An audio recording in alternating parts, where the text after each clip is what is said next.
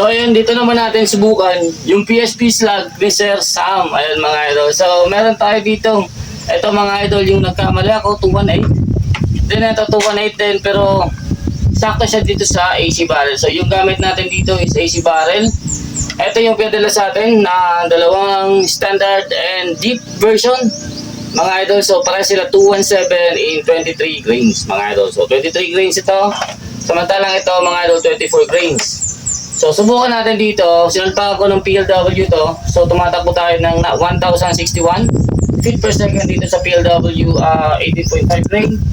Try natin sa slug kung ano yung kanyang patama. But first, kailangan kong makita yung aking point of impact.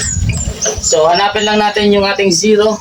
Siguro ito na lang na pellet para makita natin yung ating point of impact. Okay, record natin ito. Try natin dito sa palagay ko hindi pa pasok ito sa box eh. So kung nakikita nyo itong nasa video, ito yung kanina pinutok natin yung test natin yung ating GC mag. Try natin sa PLW. So ito try natin dito. Okay, isa pa. Pelet muna.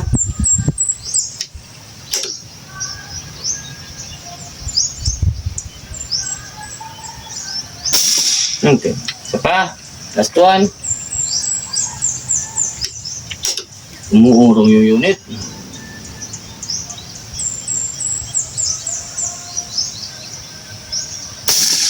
Okay. Isa pa. Last one. Sige. Last 5. Try natin. So, mataas to. 961 eh. Ay, 1061. Okay. Okay. Meron tayong hindi maganda doon.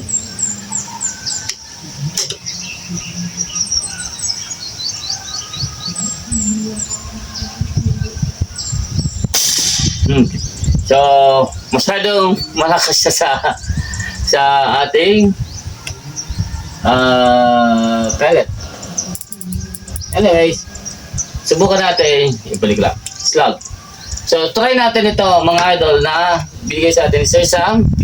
Ito po ay isang standard version. Ito yung standard version niya. So, susubukan natin dito mga idol is yung target paper na yan is 42 yards. Meron tayong spinner at 72 yards. Then, hopefully yung puno sa 103 yards mga idol. Try lang natin mga idol. So, ayun, hindi po ako nag-tune dito. So, test ko lang sa chrono. Subukan ko muna sa chrono ito kung anong velocity nito. Try natin paliparin dito sa gilid.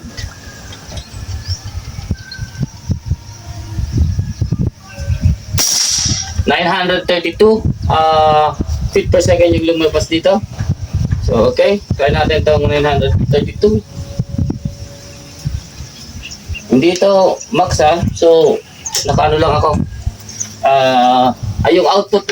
Yung output ko nga pala mga idol, nasa 1,750 feet per second lang, PSI. So, hindi ko dito kailangan mag-high output sa unit na ito. At pag nag-high output ako, parang mababasag itong swing ko. So, kaya naman na yung velocity. Try lang natin yung groupings. So, hindi na ako mag-tune. Saan yung point of aim ko? Ito. First shot, standard version.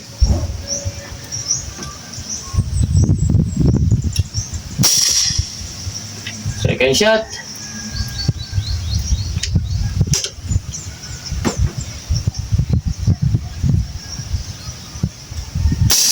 Okay. Pamalagay ko nagre-relay dito. Speed lang natin ng speed. Kahit mga 10.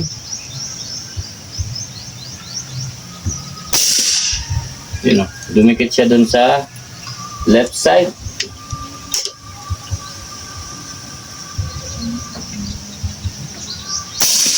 Okay. Andun pa rin siya sa left side. So, palagay ko yan na yung groupings niya ang gagawin.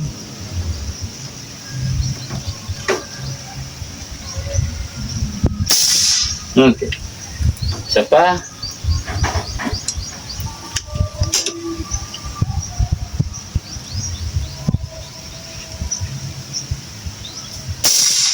Okay. So, ang ganda na. Putik. So, isa pa.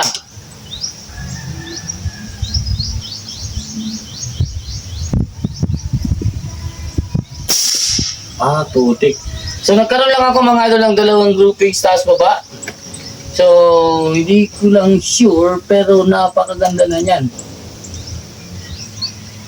I-zero lang natin.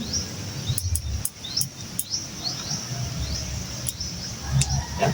So, try natin sa 72 yards kung ano yung impact nito, pakasira ito. So, naka-record naman ako. Okay. Malinaw pa. So, hopefully malinaw naman ito. So, napakaganda. Ay, nako. Hindi ko na kailangan mag-tune dito. Anyways, try natin sa long range. Kung tatama tayo dito sa spinner. Okay, wait lang. So, dito naman ulit tayo. Try natin dito sa eto, oh. So, try natin dito. So, again, naka-zero tayo sa 42 yards. Dito natin makikita kung ano ang pinagkaiba ng pellet at slag, ano? Kasi meron tayong point of impact doon ng pellet. So, try natin kung mas mababa yung patama ng slag. Although, mabigat naman talaga yung slag. So, dito tayo ulit. Subukan natin. Okay. Hindi ko nakita. Yun lang.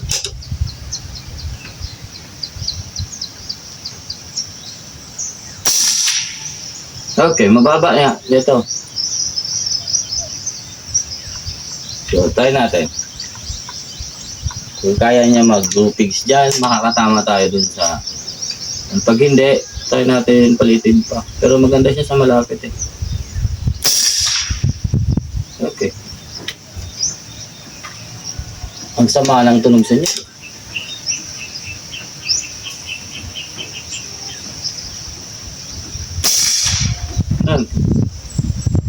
So, yung groupings natin dito is nasa... Okay, tayo lang natin ito. Ayan. So, subukan natin dito sa spinner. Pero hindi ako makakagarantiya. So, yung movement ko doon, 1 emerald lang. Dito sa scope na to, 624/50. Try natin to. First shot dito sa spinner. Hopefully tumama tayo. Okay. Tumama naman.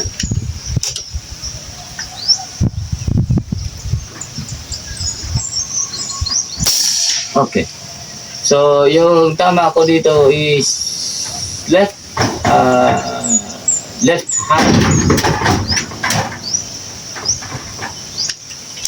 Okay.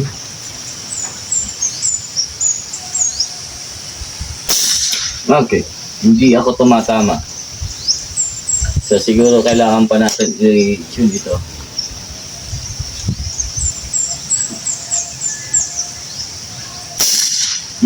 Hindi ako tumatama doon. So, hindi ko rin nakikita yung projectile natin.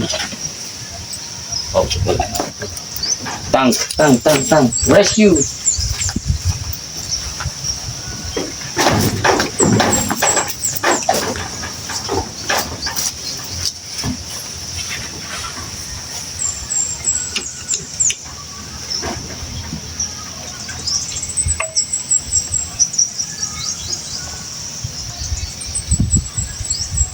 So, ito yung isang problema ko dito sa reg ko.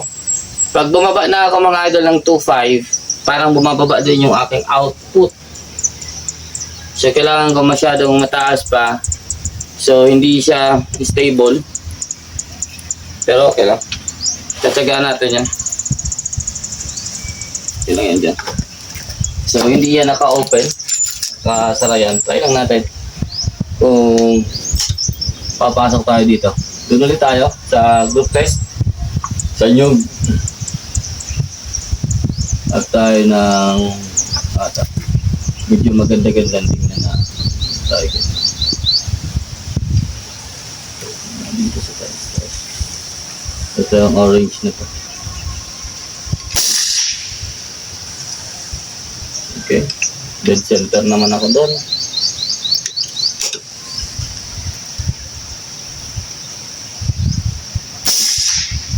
Okay.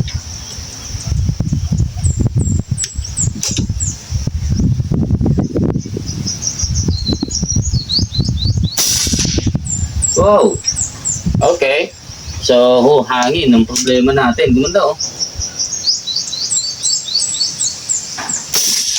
Ay, putik. Nag-one hole pa nga, sir. So, yung problema natin dito, regulator. Hindi po projectile o barrel. Oh. Tingnan nyo yan, ang lawak niya, no? Ang lawak nun, ayaw niyang lumihis. Sige, subukan natin. Kung talagang ganyan siya, tatama tayo yan sa spinner. Subukan natin tong spinner na to.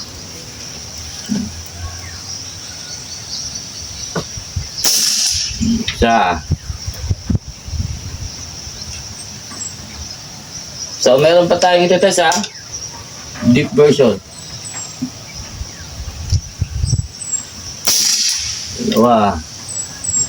So, medyo lihis ang patama ako dito. Hindi ko naman nasiro. Tatlo. So, yung point of impact natin is medyo dito sa gilid. Basta dito sa gilid siya kasi hindi ko naman nasira kung nakita nyo dito sa nyug. Yung pinutok ko sa nyug. So, anyways, konti lang kasi ito So, try lang natin. So, subukan ko ulit. So, hindi po problema yung projectile. Ganda ng projectile. Hindi po problema yung barrel. Hindi po problema yung setup ng 932 feet per second regulator. Yung regulator natin, kailangan na ng remedyo yan. Pag 2,500 na siya, mga idol, bumababa na din yung kanyang output.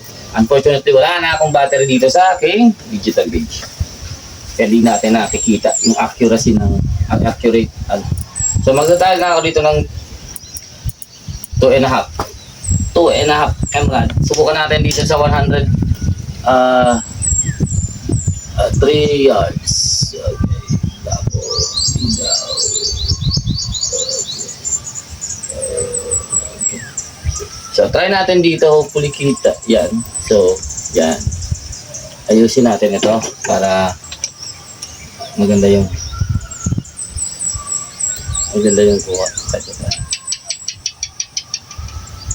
So hopefully malinaw itong path na.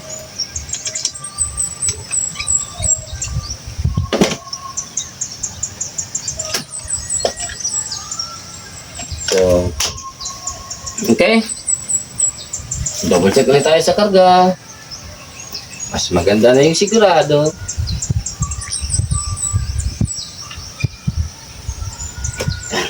Okay. Try natin to. Ito ang point of aim natin. So nagdala ako ng 2.5. Hopefully mababa yung patama natin. Slug, standard version, 103 yards. Okay. Mababa. Okay.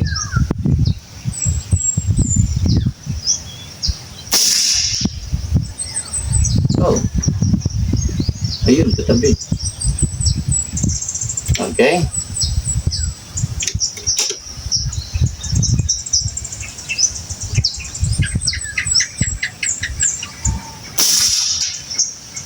Saan? Dito. Tumama sa center A.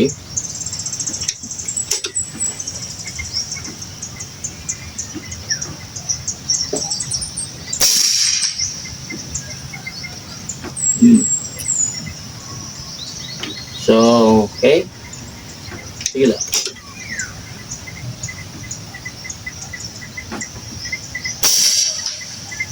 Ganda ng flight.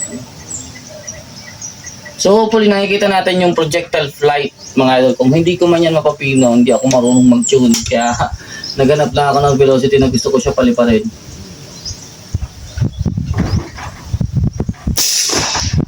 Pero kung nakikita nyo yung projectile flight, hopefully kaya kong gawing slow motion napaka-stable niya mga idol dun sa ganung distance. So maganda yung angle natin dito at kita natin yung projectile. Nakikita ko sa scope eh, ano?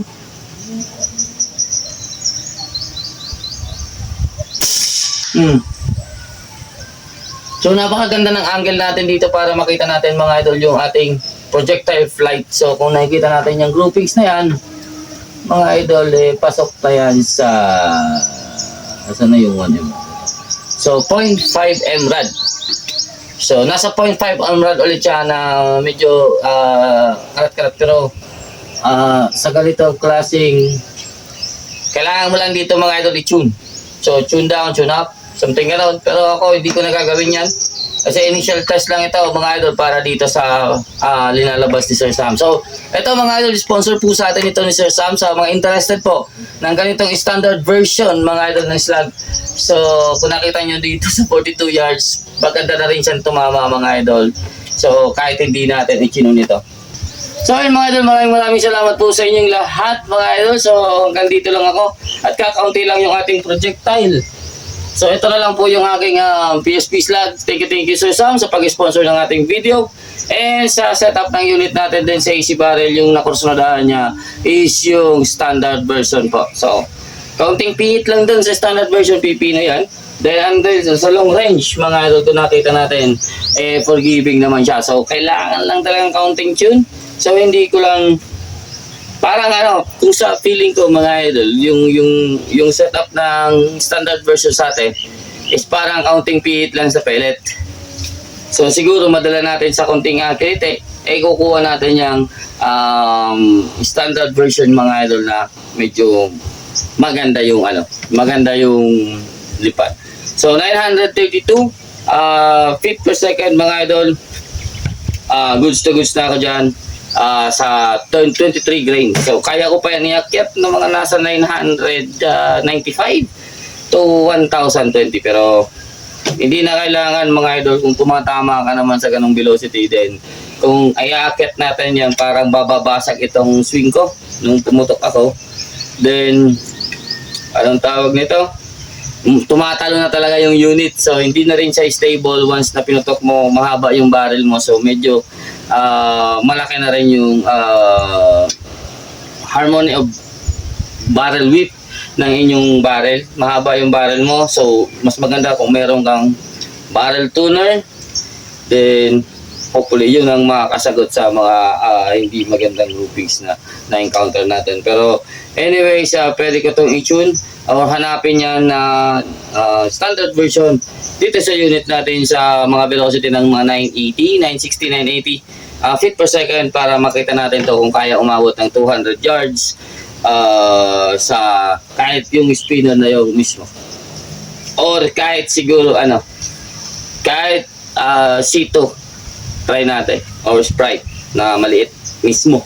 Ayan mga idol, maraming salamat po Sir Sam. Ayan, so dito sa unit ko, sa setup nito, so yung nakuha niya, yung kursunada niya is standard version. So yung deep version naman, nakita ko yun dun sa ginamitan natin ng GC Mag. So meron siyang, dun nagalaw natin yung velocity, napaglaruan natin dun yung velocity, kaya nakuha natin yung parehas na groupings ng dalawang projectile mga idol. Kung hindi pa nyo nakikita yon, balikan nyo yun. Yung velocity nun mga idol is 926 feet per second. Then linaro natin na tayo sa 921 feet per second yung isa. So yung isa, ayaw niya talaga, hindi talaga sila, doon pa lang nakita na natin na hindi po sila gusto na pareho yung velocity. So yung isa 921, yung isa 926, pero parehas po yung groupings nilang binigay doon sa GC Mag. Although hindi naman talaga pang slug yung unit na yun, pero nakakuha pa rin natin yung ganong klaseng grouping. So anyway, sa akin goods na yun, 10mm to 15mm kung pang hunting lang. Dito naman sinubukan lang natin bitawan mga idol hanggang long range dahil sa position na to. Mas maganda yung angle natin dito ay marami tayo dito pwedeng distance. Ayan. Maraming salamat hanggang dito lang. Take care, God bless. Peace out.